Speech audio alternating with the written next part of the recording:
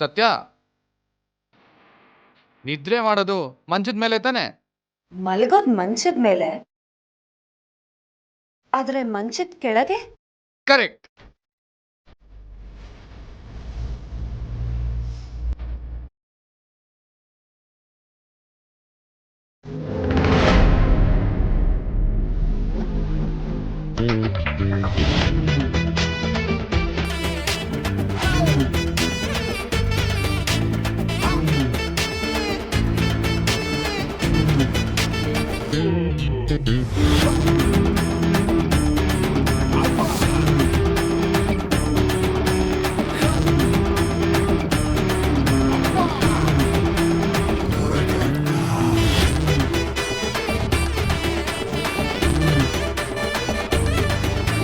ಸತ್ಯ, ರಾಜಕಾರಣಿ ಅಂದ್ರೆ ಇಷ್ಟೊಂದೆಲ್ಲ ದುಡ್ಡು ಮಾಡ್ಬೋದಾ?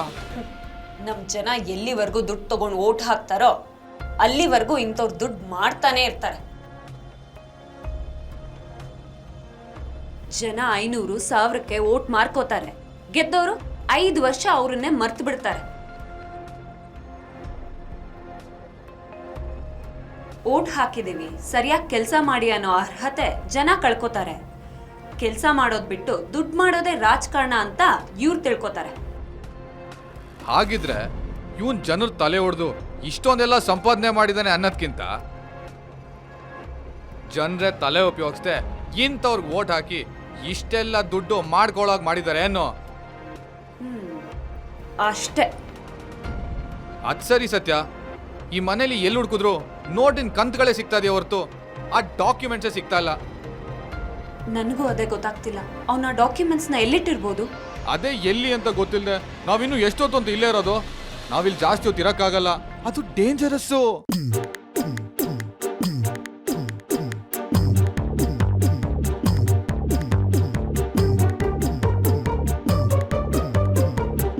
ಸತ್ಯ, ಬೇಜಾರಾಗ್ಬೇಡ, ಮೊದಲು ಆ ಪೇಪರ್ಸ್ ಹುಡ್ಕೋಣ ಬಾ.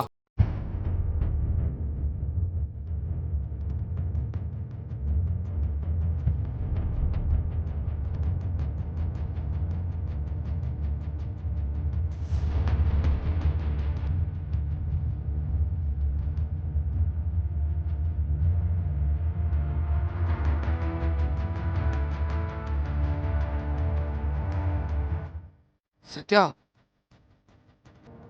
ಇದೇನಾ?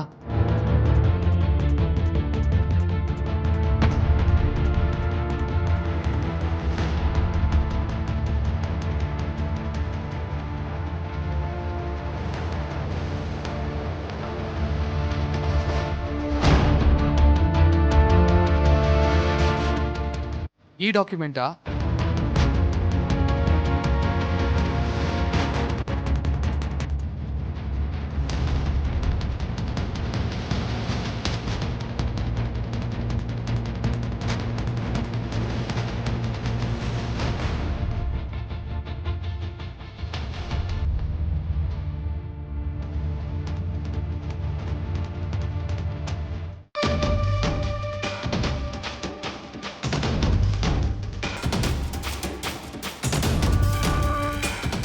ಅಣ್ಣ ತಪ್ಪಾಯ್ತು, ನಿಮ್ಗೆ ಕೈ ಮುಗಿತೀನಿ, ಕಾಲರ್ ಬಿಡಿ. ನಿಮ್ ದುಡ್ಡು ತಾನೆ, ನಾನು ನಾಳೆನೆ ತಂದ್ಕೊಡ್ತೀನಿ.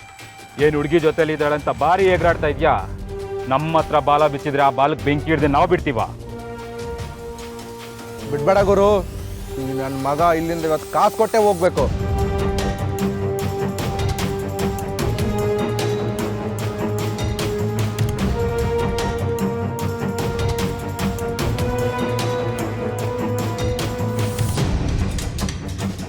ಅಣ್ಣ ಪ್ಲೀಸ್ ಬಿಟ್ಬಿಡಿ. ಅವಳು ನನ್ನ ಮದುವೆ ಆಗೋ ಹುಡುಗಿ, ಅವಳ ಮುಂದೆ ಗಲಾಟೆ ಮಾಡ್ಬಿಡಿ. ಅವಳು ನಮ್ಮ ಮನೆಗೆ ಡ್ರಾಪ್ ಮಾಡಿ ನಾನೇ ನಿಮ್ಮ ಏರಿಯಾಗೆ ಬರ್ತೀನಿ.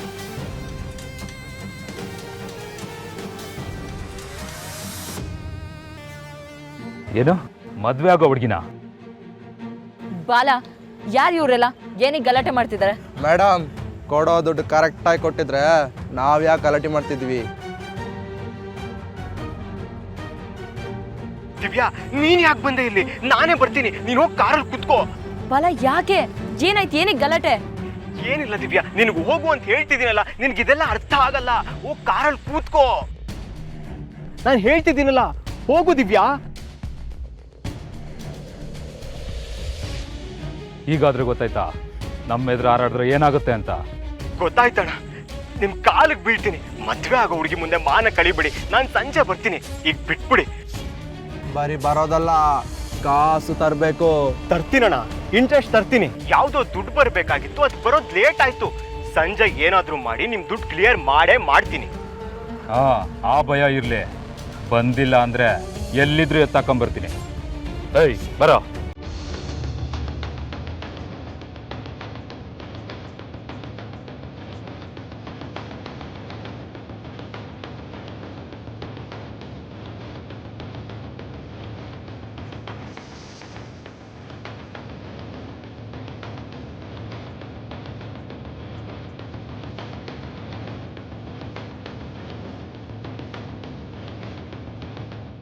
ಬಾಲ, ಯಾರವರು? ನಿನ್ ಜೊತೆ ಯಾಕೆ ಗಲಾಟೆ ಮಾಡ್ತಿದ್ರು? ಏನೋ ದುಡ್ಡು ಕೊಡ್ಬೇಕಂತೆಲ್ಲ ಹೇಳ್ತಿದ್ರು. ದಿವ್ಯಾ, ಅದು ಹಾ ದಿವ್ಯಾ, ನನ್ನ ಫ್ರೆಂಡ್ ಒಬ್ಬ ಮುರಳಿ ಅಂತ ಇದ್ದಾನೆ. ಅವನು ನಾನು ತುಂಬಾ ನಂಬಿದ್ದೆ ದಿವ್ಯಾ. ಆದ್ರೆ ಅವ್ನು ತುಂಬಾ ದೊಡ್ಡ ಫ್ರಾಡು. ಏನೋ ಎಮರ್ಜೆನ್ಸಿ ಅಂತ ಫಿನಾನ್ಷಿಯರ್ ಹತ್ರ ಸಾಲ ಕೊಡ್ಸಿದ್ದೆ, ಅದಕ್ಕೆ ನಾನೇ ಶ್ಯೂರಿಟಿ ಹಾಕಿದ್ದೆ. ಇವಾಗ ನೋಡಿದ್ರೆ ದುಡ್ಡು ತಗೊಂಡು ಎಸ್ಕೇಪ್ ಆಗ್ಬಿಟ್ಟಿದ್ದಾನೆ. ಕಾಲ್ಗೂ ಸಿಗ್ತಾ ಇಲ್ಲ ದಿವ್ಯಾ. ಅದಕ್ಕೆ ಇವ್ರು ನನ್ನ ಹತ್ರ ಬಂದು ಗಲಾಟೆ ಮಾಡ್ತಿದ್ದಾರೆ. ನೀನ್ ಯಾಕೆ ಸಾಲ ಕೊಡ್ಸಕ್ ಹೋದೆ? ಅಂತ ಎಮರ್ಜೆನ್ಸಿ ಇದ್ದಿದ್ರೆ ನೀನೇ ಕೊಡ್ಬೋದಾಗಿತ್ತಲ್ಲ.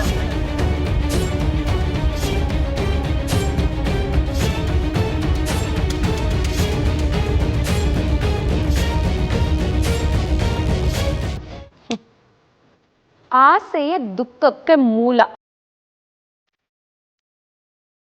ಬುದ್ಧ ನಿಮ್ಮಂತ ಬುದ್ಧಿ ಇಲ್ಲದೆ ಇರೋರ್ಗೆ ಹೇಳಿರೋದು.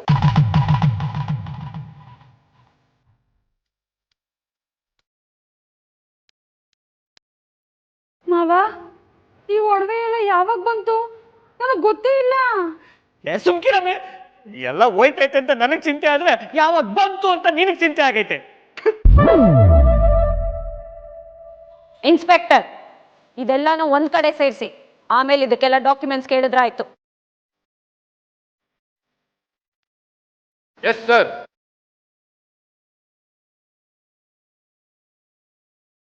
ಬಸಪ್ಪ, ನಿಂಗ್ ಡೈರಿ ಓದೋದಕ್ಕೆ ತುಂಬಾ ಇಂಟ್ರೆಸ್ಟಿಂಗ್ ಆಗಿದೆ.